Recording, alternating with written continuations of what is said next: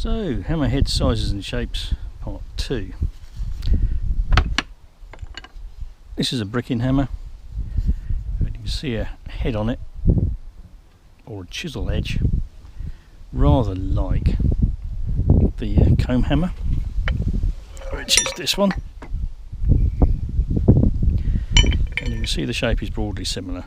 When this was new, which was a damn long time ago, this was probably longer. And I've used this quite a lot. And it's got a makeshift handle I put on it years ago and never got around to changing. And this was a broken standard hammer handle. And this is also for brickwork. Got two different chisel faces, one this way, one that way. You might call it a mason's hammer, but this is a cheap one. You can see it's cast steel. You can see the casting mark with a mould, which is in two parts, split horizontally. This one here is different again. This is a forging hammer. I found this beside a road on a job down in Somerset, and you can see the handle's all eroded and rotten. But at some point this has been a really nice forging hammer. So you've got a flat peen here, which will have to be ground back so it's nice and flat. You see all the rust on it. There may be a maker's name in amongst here. If people ask me to, I'll do a restoration on this. And you can see this has got a rounded peen, and this base is basically so instead of the material moving in one way, it stretches. And this is quite a nice weight. If I do some more forging, I shall bring this one back into use. But if I use this now, you can see all the rot up here. It'll probably break, go flying across and onto my toes or somebody else's toes. Right, this is a planishing hammer. And there's another one around here somewhere. Can't see it at the moment. And you can see you've got two different faces. They're both fairly flat and they're both rather shiny. And basically that's used for sheet metal work, stretching and shaping sheet metal.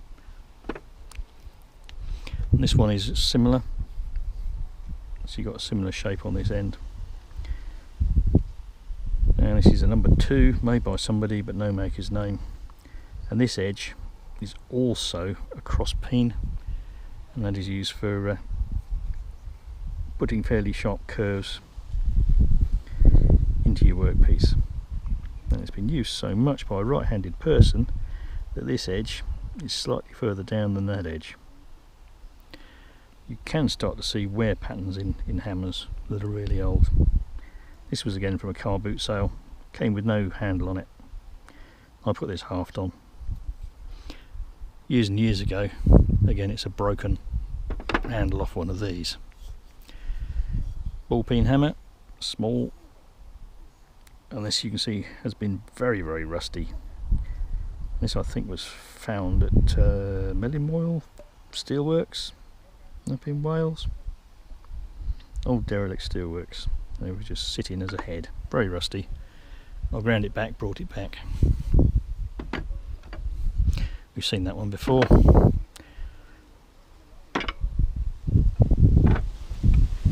Right, this is a better claw hammer with a wooden haft, and it's got a strapped haft. And you can see here there's a rivet that goes right the way through that ties the straps to the haft.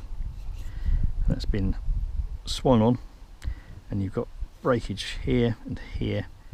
The whole of the end of this little tine's come off. Again, that's a very old hammer. It's got a different shaped handle. These ones are designed to be held here, not here, but here. And this one is designed to be held there. So you've got this bulb handle, and that's an older pattern. So this might be many, many years older than, say, this one. So this is a cross peen hammer, and this one is a White House, which is a very good make.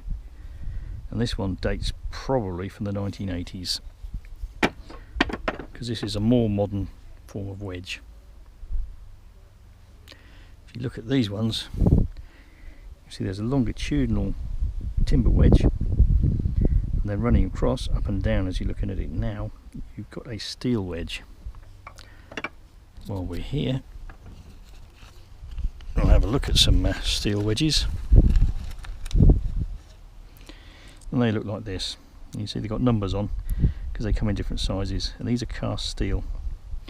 And the idea is that you split your haft, you fit it, wallop your nice hardwood longitudinal wedge into the split, swell it this way, and then this gets driven in to swell it that way, and hopefully it'll fit like that. Not like that. You see the gaps all around it? I did that in a hurry. I was working away and this was kicking about where I was working. Didn't have a handle on it and needed a hammer, so I shoved a broken handle on it and then gave it a home.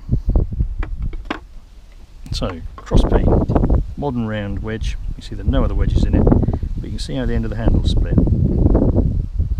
There are drawbacks to these modern wedges which are cheaper to fit a handle or a haft. You can see how closely that's fitted there. As I say, White House is a good name. Put those back in there. Right, and this is a cross peen hammer. Cross peen here. See, it's not sharp, it's rounded. And this is quite an old one, lots of damage on this face, so you wouldn't use that for fine work.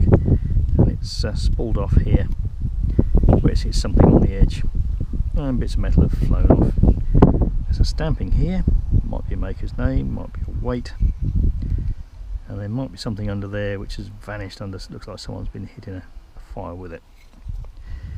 You can see here what happens with wear. Basically, you're hitting on this edge, you're acting on the handle, and eventually the haft starts to move and starts to wear and does that. And then you start the thing moving up and down, and this happens.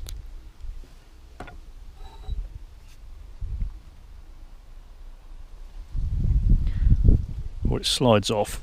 It looks a bit like this one.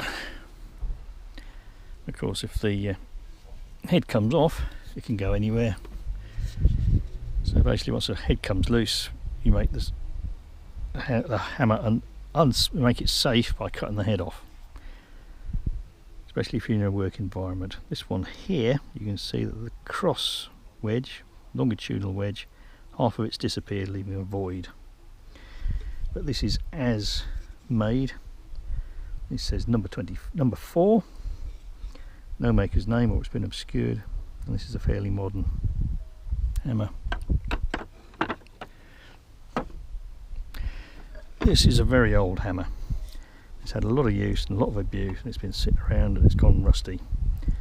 And it's been plonked on here with some masking tape, nails in the end, and it's just been used and abused for a long time. Someone's been hitting here to knock it back onto the haft. It's also been on the haft the other way because this is flat as well. You can see the difference in shape with this one. But older hammers are more rounded like this one, and you can see how this one has been more rounded here, but it's been bent over. This would have to have its socket or its tunnel smoothed off before it's rehafted.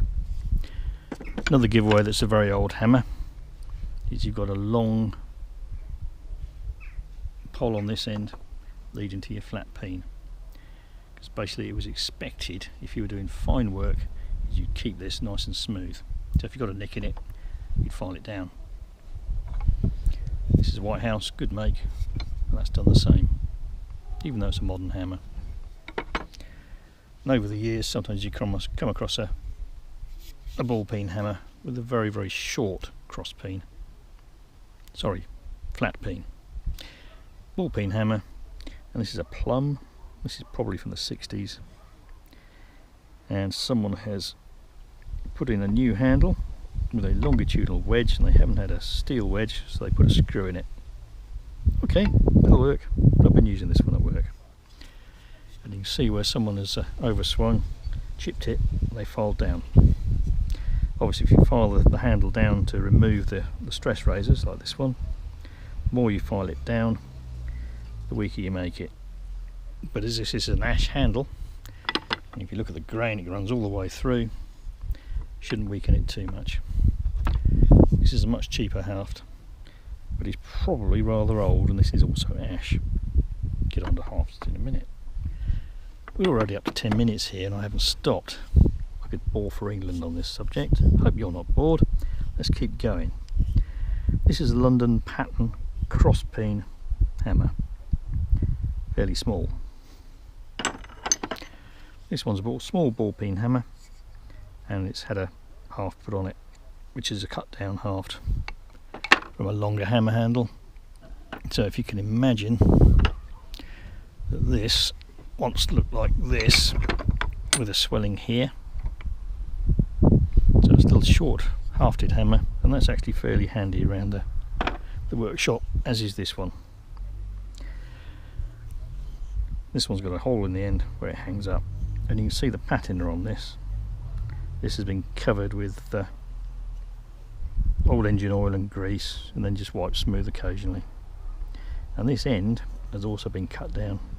So what tends to happen, or what should happen, is I'll show you how to tighten a hammer haft in a head. Let's put you down here, and basically you hit the end of the hammer. I haven't got a tripod. Oh, put you up here. See if this works. Reach round you and you do it like that, and you hit it straight down, and that is much more effective than hitting on the end of the head.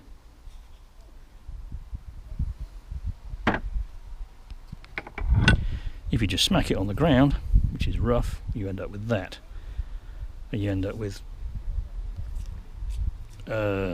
what they call blisters on your hand, and you split the haft. This is a modern ball peen made by CK, probably in the 1990s or even 2000s. Look, that was 10p. Good lord, paid a lot of money for that. And here you can see that the tunnel is belled out at this end. So that's made for fitting on a wooden haft. If I was refitting this, I'd go in there and I'd smooth that off. Another little short hafted hammer with just a single wedge, and you can see what happens here. As if you thump in a small single wedge, push it that way, it basically tends to split the end. But that's okay for around the workshop. Broad arrow, look, maker's name, and that is looks like Joe, J-O-E, don't know it, but that's probably from the 60s. Similar one, more modern, no maker's name visible, but again I use this one quite a lot. And you can see some damage on here where someone's overreached, and there's been some damage on this end which has just been filed smooth. So that is hammer heads, all different. There are lots more if you want to collect hammers. Some people do. Your collection can be endless, but I basically use them. I tend to keep one in each van, or even two in each van. This one is my travelling toolbox because I use this one. This is a lovely weight, used like this, right-handed, for actually dressing guide bars for chainsaws, so that you re-gap it so that your new chain fits in the channel of the guide bar and doesn't rock. These are new halves, never used. These are all ash. 75p, look, core. These turn up at car boot sales. And the one you look for is fine grain, and the grain runs all the way through from top to bottom. Do you see it? One on the right. and you can see the shape of them, and these are obviously for very small hammers. This one, the grain runs out a bit. See, it's kind of diagonal, so this one isn't ideal. This is more likely to break off at the head end. Different sizes, slightly different shapes. This is another one, again with a diagonal grain. This one is varnished. Don't go for one that's varnished. This is again 75p. See the varnish on here. Why do I say don't go for one that's varnished? Because to maintain your hammer, which I'll get on in a minute, this prevents your oil getting into the wood, so the wood eventually goes brittle.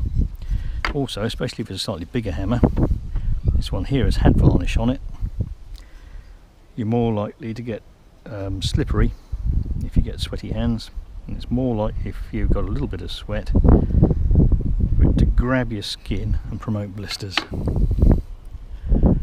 This one I bought not because it's a nice bit of ash, but because it's some tropical hardwood. Obviously you've got things like hammer miles, a bit like food miles, and the fact that it's some kind of tropical hardwood, you've got an environmental cost to it. Unfortunately, with ash dieback, the production of ash handles may die away. They've already got problems with Ireland with producing hurley sticks, which are made of ash. With ash dieback, you tend to get rot and discoloration in your ash and weakening. This is also ash. And lastly, this one again also ash, and this one's quite a nice one. There's a little bit of damage here, so shop soiling, so you'd have to smooth that out if you were to use this. So that's it for the time being. I'll come back in a minute and tell you some more stuff.